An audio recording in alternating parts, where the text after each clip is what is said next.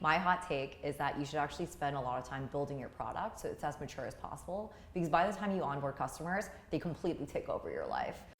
Howdy, and welcome to Git With It. I'm Grace G, and I'm a partner at Amplify, the first investor for technical founders. Git With It is a show about how great technical products and companies get built. This episode, I'm joined by Shensi Deng, the co-founder and CEO of Merge. Merge is a unified API that helps developers build native integrations into their apps in a fraction of the time and effort. Under Shensi's leadership, they've grown into a leader in the integrations as a service space and are coming off the heels of a $55 million Series B.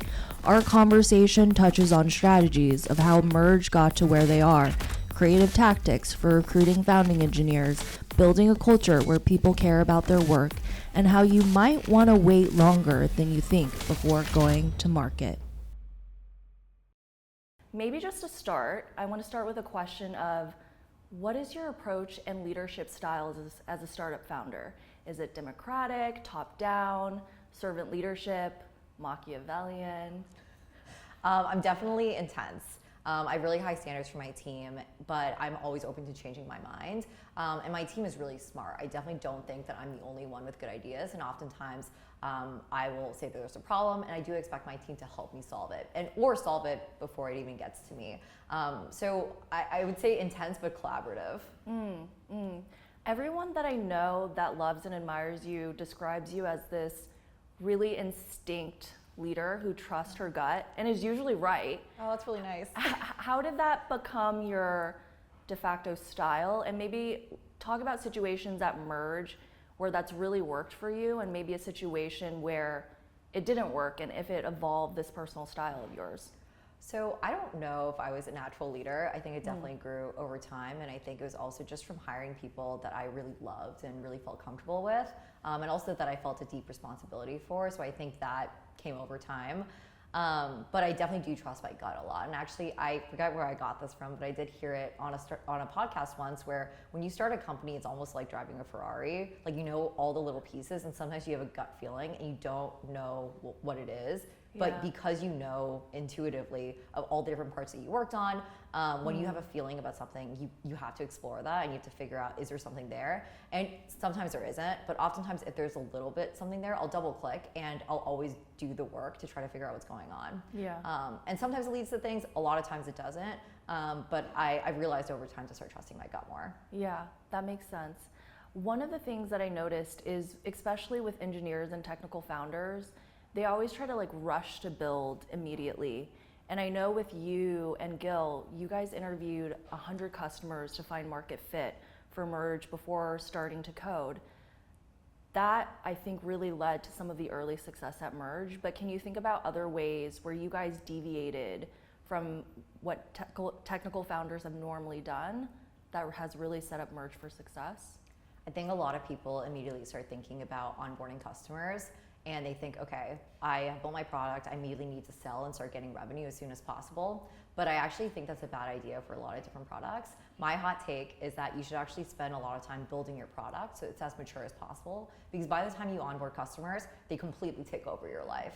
Like, you really don't have that time to progress your roadmap like you could when you were building in silence. And so I actually push more companies to do that rather than immediately getting customers, building whatever they want, and then trying to fundraise after. I think it's better to, if possible, fundraise, have a really good idea with when you do that fundraise, build, and then get customers, because then you have a higher quality product from the beginning. Yeah. I also know that you studied CS at Columbia, and then you kind of went down the finance route, took a few years away from coding. But when you started Merge, you really recommitted yourself to relearning software development so you could commit to Merge as a full stack developer. Why was that so important to you, and how do you think it's really impacted the engineering culture at Merge and early R&D efforts? I think when we first got started, I actually wasn't sure how important it would be for me to become super technical. I had a feeling that it would become important because if I didn't understand how the integrations were working, then I wouldn't be able to answer questions for our customers or prospects really well. I also realized in the very early days that there actually wasn't a ton to do. The only thing to do is just build, and especially because we were going to have such a feature-rich and intense product, I realized, like, in order for me to be able to contribute and move the company along, I had to relearn how to code. So I think it was just from the type of product, realizing the customer base really needed it, and also just the fact that like if I didn't push myself to do it then, it would be really hard for me to do that later. And at some point, like I would have questions, and Gil would be busy or Gil wouldn't be around, and I need to be able to be independent for that. So I really committed myself, and I have to thank Gil because he did spend a lot of painful time reviewing my really horrible code and investing in me as well. Yeah, it really helped you get really deep into the problem space and understand the product that you were building. Yeah. One thing I know that's very interesting from an investor standpoint is we spend a lot of time thinking about like the adversity and a trauma a founder has gone through before starting the company as signs of grit. I want to explore if there were any traumatic events that happened to you post starting the company and how it's impacted you for better or for worse. Yeah, that's interesting. Honestly, a lot of traumatic experiences. I feel like the whole Let's talk through them. Yeah, the whole experience is traumatic. Like I keep telling I tell everyone that I meet, I can't do this again. Because how I really feel about Merge is one, I can't think of another idea like this, and then two, I can't invest as much as I have in this company and another company.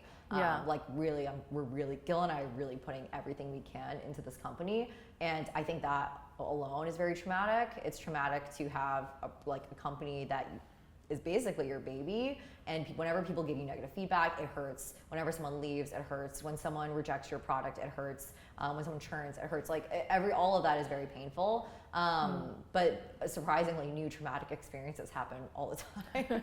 So you think at some point you're like, oh, like I think I've seen it all, and then something new happens. How do you process the pain, and do you think it makes you stronger or weaker?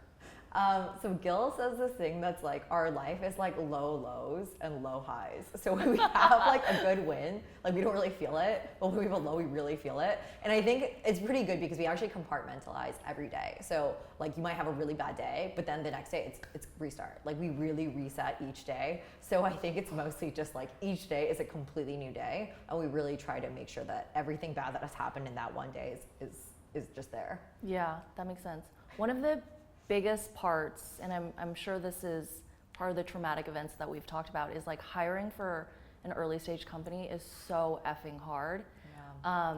But you've been able to recruit some of the best early technical engineers and talent that I've ever seen. I really think Merge is going to fall in the footsteps of giants like PayPal, Palantir, and being a next gen mafia. What were kind of effective recruiting strategies that you guys use to cultivate this type of culture? And I'll start with one that I found to be really, really impressive. So I heard to get to your initial 4 founding engineers, you guys personally cold outbounded 10,000 people. We did, yeah. It's a horrible conversion rate, but we had to do it. And I think it was also a good practice for really feeling like our future was in our control. And you are able to hire the people even when everyone thinks your idea is bad. You're able to find people even if you're 100% in person. And we were in person in 2020, so it was very, very difficult. But yeah, I think that hiring process was really rigorous, and we did actually learn a lot from Gil, my co-founder's old CEO, because he was a professional recruiter, and he had a lot of opinions about recruiting that were definitely more controversial, but there were some things that were really helpful, which were like you had to source. Like the best candidates are not always looking, and you have to reach out to them in order for them to find out about you. What were some other effective strategies that you think really helped you guys hire the best technical talent? We had really extreme expectations for our team members. So for instance, you had to come to the office 5 days a week when no one was doing that. And you also had to commit to working until at least 9 p.m. every night. So that was obviously uncommon. Like not a lot of people are willing to say that because it turns off a ton of candidates. But the thing is, when you're early, you need to think of the least wrong things to do in order to maximize your success. Yeah. And it didn't feel like the right thing to do was hire people who just didn't care that much and also didn't want to work that much.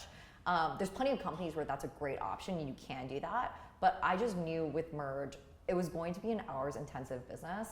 integrations are hard. There's a lot of things that you have to do and you have to build, and we had to set up the culture correctly from the beginning, and we were really careful. So each individual hire, we were very clear about the expectations. It lowered pipeline a lot. Like it was very difficult to find people, but then the people that we ended up hiring, we were so happy with, and a lot of them stayed for like the whole time. Yeah. I'm thinking of like David, Josh, Henry, like incredible engineers.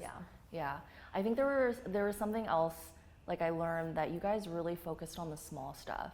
So I think an example is like once a candidate had signed, everybody in the company would email them to welcome them every night. You know that? Girl, I do my research. Yeah, they did. Yeah. And because, so when we got our term sheet from NEA, actually we had a bunch of founders from the NEA portfolio text us.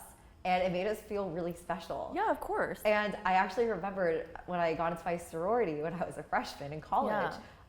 Once you got in and you got your bid, you also got like hundreds of text messages from other girls in your sorority. It made you feel so special. Yeah. And so I think I wanted to replicate some of that like feeling of like community and team, because one, we were already going to be in person, so that was going to help cost. But I really wanted to make sure that like, even if it was kind of maternal, that I wanted to make sure everyone felt like really like they were part of something special, that we were really excited for them to be there, and it would make them also in return excited when they started on day one. Yeah, I think post joining, you guys have also done a really good job of cultivating Merge employees to be Merge ambassadors.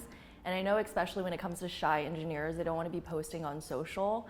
One thing I found to be really fascinating that you've told your team is, what's more embarrassing, if the company dies or if you repost or like something on social? What are kind of other strategies that you use to really motivate your team to really kind of like bleed the Merge brand? Well, so I don't think you can change people, and I think you really have to interview for people who care deeply about what they're doing every day and their job. So one, I think we hired really well, and that's the foundation. That's 70% of it. And then I think the remaining is just making sure also that they're surrounded by people who care. Because if you're surrounded by people who don't care, then it ruins the experience for you. So you're not going to give it your all to the same degree because the person next to you doesn't give a shit. It's not a positive experience. And so hiring people who cared, surrounding them by other people who cared, and then also reminding them about like why they're doing this and why it's worth it. And I think just really pushing them. And obviously it's annoying to hear Shensi like reminding you every single day and like ruining your Slack notifications. But in the end, like when you have a good outcome, you're gonna be really happy. So I really want to make sure that like it's my responsibility to take care of the team. Yeah. One thing that I've always wondered about is, do you think that retention of early employees is something that technical founders should strive for? Or do you think there's just always going to be kind of like a natural life cycle of employees at every stage of the company? I think there's a natural life cycle of employees throughout the company, because some people are early employees and some people prefer that experience, and some people are later employees and prefer that experience as well. And so I don't think that you're able to predict that when you hire those people, and I also don't think you should force them to change because and adjust to the environment that has also modified around them. Yeah. So I think everyone, you have to let them go, and you also have to account for the fact that not everyone's going to stay forever. But if they have a really great experience during that time that they have at your company, and they feel like they feel like they got a lot out of it, that's the best that you can ask for. Yeah, I know we talked about some of the early challenges at Merge. When I think about Merge's history as a company, I think of 3 discrete chapters, and I'm curious to get your opinion. It was like early days, pre-product market fit. Then it was like hyper growth, where you guys were like 3xing month over month at one point. Then I think this is more during COVID. It was like rediscovery, growing pains. Is that how you would classify kind of company history, or like how would you think about history of Merge and kind of the challenges along the way? Not quite. I think during COVID, so we started during COVID, and that was pre-product market fit, and it was really hard. Like fundraising for our seed was hard. No one understood what we were doing. Everyone thought we were just like train Zapier, and that was really hard. And we spent a year just pre-product market fit with no customers onboarding. After that, we did initial distribution, and it was still pre-product market fit. Like, we were running into a ton of bugs. A lot of people were still really skeptical. And then once we started getting those initial customers, then we started seeing a lot of traction. It's mostly in the SMB. And SMB is a great segment because they give you a ton of feedback. They're really down to experiment with new products. Meanwhile, large enterprises are unwilling to experiment with something that could go under in like the next few years. Yeah. So we really dive deep into the SMB segment in those initial years, and it was really exciting for us. But at some point, we did have to hit maturity, and we needed to move towards the enterprise because it's just different level of security, reliability, and scalability. And then also, it felt like it was a natural way for us to grow up. So I would say once we hit maturity for SMB, then it was really time to start exploring enterprise. And I think this year is really when we started hitting our stride with enterprise. What do you think of the biggest challenges in moving to enterprise for you guys have been? You need a completely different team. That's one of the painful parts of moving enterprise. When we were mostly selling to SMB, our entire company was just children. It was literally Lord of the Flies. Like, it was just complete chaos. Everyone was like 25. Everyone was just so young. And it was really fun. And we were just like figuring things out. We were doing whatever we could. But at some point, when you're selling to a large like bank, you need to have people who've done it before, and you can't just have like inbound motion. Like, you really need to start maturing your outbound motion, like what field conferences look like, and you need to start figuring out like what like a true POC and like RFP looks like. So I think that was a really painful part because it's hard to figure out what the enterprise DNA should be. And a lot of times when you hire people for enterprise, you expect that they can like figure it out for you. But you actually need to treat it exactly like what it was like when you were pre-product market fit for SMB, because it's similar. Like, you still actually haven't hit product market fit for the enterprise yet. And I think us realizing that, thank God it was very quick. But Gil and I got very involved in the enterprise motion, and we were able to make a lot of strides there. But I think the personnel change was really tough because we did age the company a lot with that. And we also needed we had to make some mistakes with hiring in order to figure out what the profile was. It's like a startup within a startup. Yes, exactly. Yeah.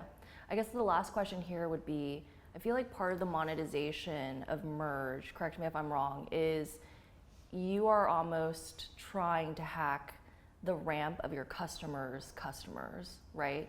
And what has that journey been like in terms of maximizing kind of what your customers are doing? Sorry, can you reword that? Meaning, if you're selling to a customer, I guess any of their end users need to be the ones that are really maximizing their usage of integrations, if that makes sense. Yeah, they definitely do need to connect, and they need to be getting value from the product. But I would say that it's still mostly on the customer to get a lot of value. Because with integrations, a lot of times what ends up happening is you reduce churn. Your customers they just find it stickier. They're also getting hopefully better insights in their product with like AI or just like specific customer data. So I think ultimately it is up to the customer and their responsibility to really use Merge's data productively. But I think the end user is the one that needs the benefit. Otherwise, the customer also doesn't have a true value. But it's kind of just like, I don't know. It's a little out of our control, whether or not the end user feels value. But it's really in our customer's hand for whether the end user feels value. Yeah, that makes sense. I want to shift a little bit. Yeah. So you're just one of the best technical founders in the dev tooling space right now. Oh, that's so nice. Full stop. Second, you're a woman. Yeah. I don't want the second statement to take away from the first, but I do think that there are unique challenges that you've had to go through that Gil will never have to face. What do you think some of those challenges may be as it relates to your team, customers, investors? Yeah, I think the expectations from the team are that I'm inherently more maternal, and that I'm someone like a sounding board. They can come to me and like vent. But I think there always is like a boundary that does get crossed, that just doesn't get crossed with male founders. Sometimes, and it's life. Like, I've definitely heard this from other female founders. It doesn't really matter if you're technical or not. Like, it happens. And I've been adjusting, especially as the company gets bigger, because it definitely does happen with just the more people that there are. And it obviously makes some sales processes a little bit more tough. Like there's certain target demographics that are like better for me. Like obviously, like we're, like if there's someone like our age, or if they're like in San Francisco, like it's a little bit easier for me. Gil's fantastic, obviously, but Gil's also in certain situations where we're not sure how someone's going to react, we'll put Gil in. We're very lucky because our CRO also is quite flexible and has target demographics that are like not overlapping with us, and so we can always use him in like enterprise deals, and he's very, very successful there. But yeah, I think like sometimes I'm realizing like I need to speak a certain way. I can also come off bitchy as well, and something I definitely have to be cautious of, especially because I do sound very confident and defensive of our product, and it comes off a little bit differently for me. Yeah. Any other advice, I guess, for female founders?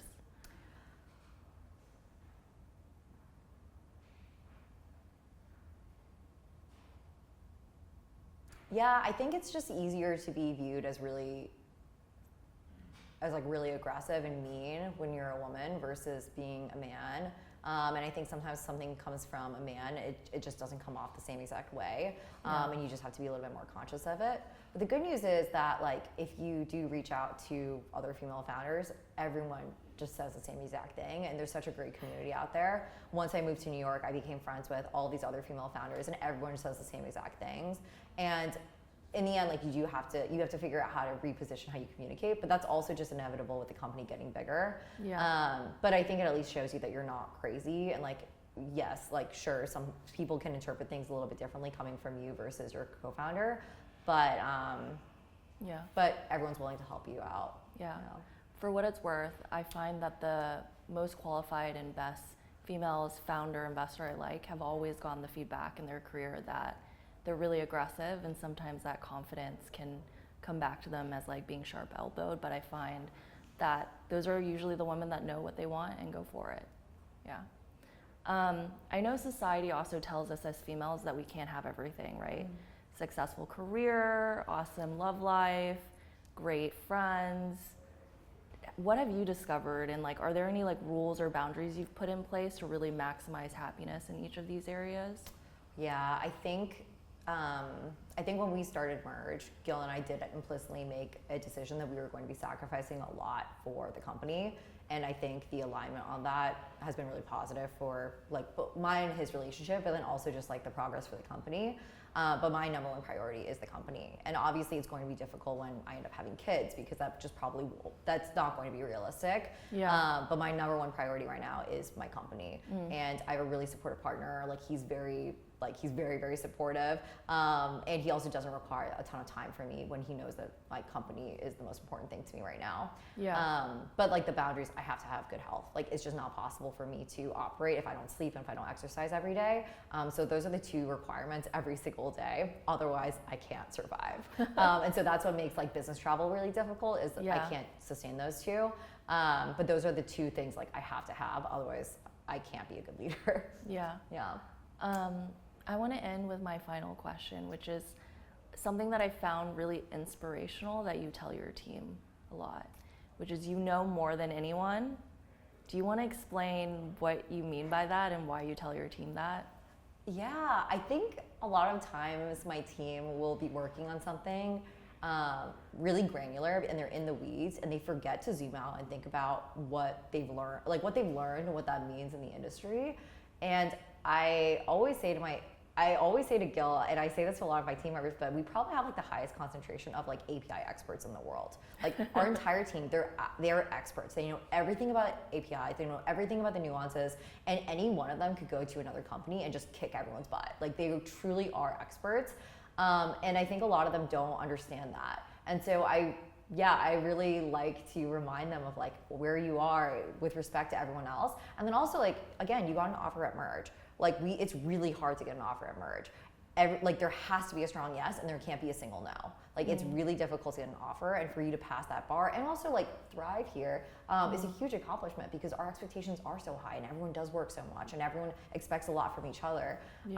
So I like to remind everyone about that. And then I also think that a lot of times like really young people they'll get imposter syndrome and think like, oh, like this person's coming in, they know more than me because they're more experienced. But sometimes, especially if they've been at the company for longer and they have a lot of context, they also have a lot of really valuable experience that's been highly concentrated. And I like to remind them, like, you objectively know more about this thing than other people do because you've been here longer. Yeah. So I always like to remind them about that. Yeah, I found that really inspiring as, a leader, that you recognize and nurture that in your growing team. So Thanks. that was the last question I had. So